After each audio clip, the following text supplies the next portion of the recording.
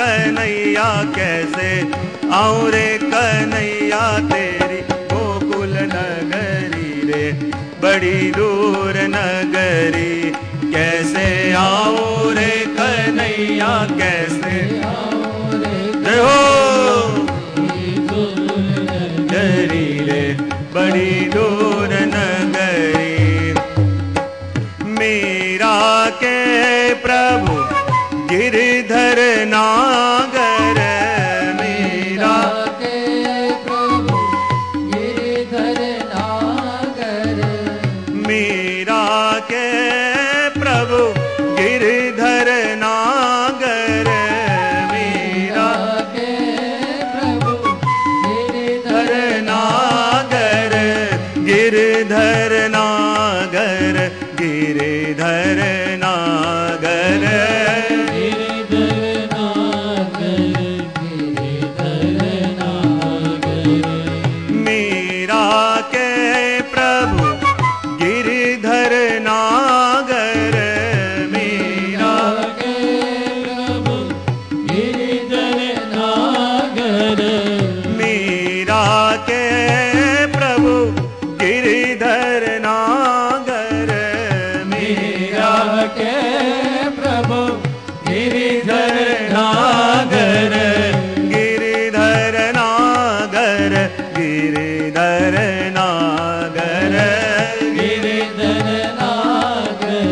गिरधर नागर मीरा के प्रभु गिरधर नागर मीरा के प्रभु गिरधर नागर गिरधर नागर गिरधर नागर गिरधर नागर गिरधर नागर मीरा के प्रभु गिरधर नागर मीरा के प्रभु गिरधर नागर तुमरे दर्शन बिना हो गई बावरी रे बड़ी दूर नगरी।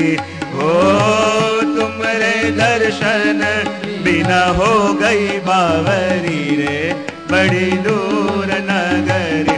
ओ कैसे आऊं रे कन्हैया कैसे आऊं रे कन्हैया तेरी गोकुल नगरी रे बड़ी दूर नगरी। कैसे आऊं रे कन्हैया कैसे हरि बोल तेरी दूर नगरी रे बड़ी दूर नगरी। ओ कैसे आऊं रे कन्हैया कैसे आऊं रे कन्हैया तेरी गोकुल नगरी रे बड़ी दूर नगरी। कैसे आओ रे कन्हैया कैसे आऊं रे कन्हैया तेरी गोकुल नगरी रे बड़ी दूर नगरी बड़ी दूर नगरी रे बड़ी दूर नगरी बड़ी दूर नगरी रे बड़ी दूर नगरी बड़ी दूर नगरी रे बड़ी दूर नगरी बड़ी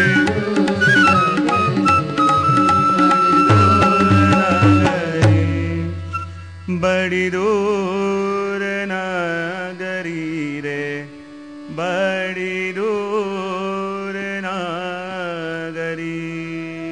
बड़ी दूर नगरी बड़ी दूर नगरी। बोलिए कृष्ण कन्हैया लाल की जय। अत्र उपस्थित परम श्रद्धेय परम पूज्य श्री पितृचरण चिरंजीव द्वारकेश बाबा जयदेव बाबा विराजमान भूदेव मनोरथी परिवार एवं श्री वल्लभ के गुणगान सुनने आए मेरे सभी आत्मीजनों, बहुत आनंद का विषय है कि अपनी इस वल्लभी यात्रा का आज चतुर्थ दिवस श्री गोपाल दास जी की वाणी से, वाणी तो गोपाल दास जी की है, पर हृदय में विराजमान होके उस वाणी को भर भर के जो भेज रहे हैं। देखो, जब किसी की वाणी अपन सुने तो क्या सुन रहे हैं, कौन सी वाणी सुन रहे हैं, किसकी वाणी सुन रहे हैं, जितना महत्व इस बात का है उससे अधिक महत्व इस बात का है कि जिसकी वाणी सुनी जा रही है वो अपने शब्द रूपी पात्र में क्या भर के आपकी ओर भेज रहा है। शब्द क्या है, वाणी क्या है, वो तो पात्र है।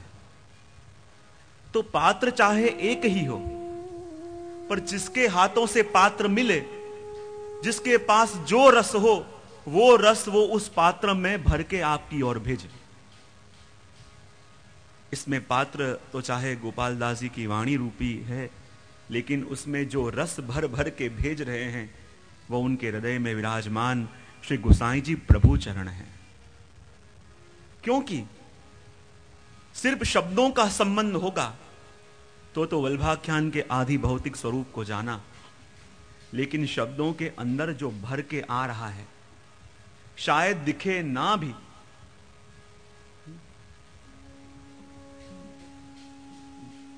बोलिए कृष्ण कन्हैया लाल। वाणी के माध्यम से जो भर के भेजा जा रहा है, चाहे शब्द दिखें, पर अंदर जो भेजा जा रहा है दिखे भी ना।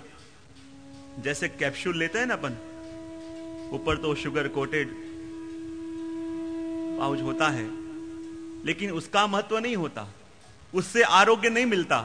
अंदर भर के जो भेजा जा रहा है, जीवन के अंदर परिवर्तन वो लाता है, जीवन के अंदर क्रांति भी वो लाता है। वैसे शब्द एक पात्र है और शब्दों के अंदर भर के जो भेजा जा रहा है मूल रस वो है। वैसे ही गोपाल दास जी के शब्द हैं, पर शब्द के अंदर जो रस भरा हुआ है वह रस और कोई का नहीं, पर स्वयं प्रभु चरण श्री गोसाई जी का है। क्योंकि गोसाई जी ने दो लोगों को मुख्य अपना अधरामृत दिया, चरवी तांबुल दिया। एक तो गोपाल दास जी को दिया, और गोपाल दास जी को चरवी तांबुल देके मानो अपना भावात्मक स्वरूप गोपाल दास जी के हृदय में स्थापित कर दिया। और दूसरा चरवी तांबुल आपने दिया कल्याण राय जी को। जीव श्री महाप्रभु जी के भाई केशवपुरी जी आए थे गोसाई जी के पास, और गोसाई जी से विनती करी कि मैं बहुत बड़े मठ का मठाधिपति हूं, मेरे पास ऐश्वर्य बहुत है, संपत्ति बहुत है, लेकिन मेरा उत्तराधिकारी कोई नहीं है। श्री गोसाई जी, आपके तो 7 लाल जी हैं, उसमें से किसी एक को आप मुझे गोद दे दो और उससे मैं अपने ये विशाल मठ का उत्तराधिकारी बना दूंगा, सारी संपत्ति उसको दे दूंगा। श्री गोसाई जी ने सातों लाल जी की ओर देखा। सातों लाल जी आके श्री गोसाई जी के चरणों में दंडवत करके विनती कर गए, कृपानाथ हमको श्री जी की सेवा छोड़ के और कहीं मत भेजना, चाहे इंद्र की संपत्ति भी क्यों न हो, पर जिस संपत्ति को लेके श्री जी की सेवा छूटे, श्री जी से दूर जाना पड़े, वो हमारे लिए कोई काम का नहीं। सातों लाल जी तो आके ना कह गए, पर गोविंद राय जी के लाल जी कल्याण राय जी उस समय घर में सबसे छोटे थे। बड़ों बड़ों ने तो जाके ना कह दी। कल्याण राय जी विचार करने लगे, मैं तो घर में सबसे छोटा हूं, और दादाजी को जाके मैं कैसे कहूं कि कृपानाथ कहीं आप मुझे उनके पास न दे दो, कहीं श्री जी की सेवा से मैं विमुख न हो जाऊं, कहीं मेरे भाग्य में से श्री जी का सानिध्य न चला जाए। कल्याण राय जी को पूरी रात नींद नहीं आ रही, चैन नहीं पड़ रहा, और जाके जहां श्री गोसाई जी का कक्ष था बाहर जाके बैठ गए। आंख से आंसू की धारा बह रही है। रात्रि के समय गोसाई जी की नींद खुली, बाहर किसी के रोने का आवाज आ रहा था। श्री गोसाई जी विचार करने लगे, रात्रि को कौन रो रहा है कक्ष के बाहर। और जहां गोसाई जी अपने कक्ष के बाहर आए, क्या देखा, छोटे से कल्याण राय जी बैठे बैठे रो रहे हैं। श्री गोसाई जी ने कहा, अरे कल्याण तुम क्यों रो रहे हो, क्या तुम्हें कोई भय है, कोई चिंता है। कल्याण राय जी कहते, कृपानाथ आज मुझे बड़ा भय लग रहा है। श्री गोसाई जी कहते हैं, जिस घर में ठाकुर जी विराजते हो जो हाथ श्री जी की सेवा करते हो उन्हें भय कैसा?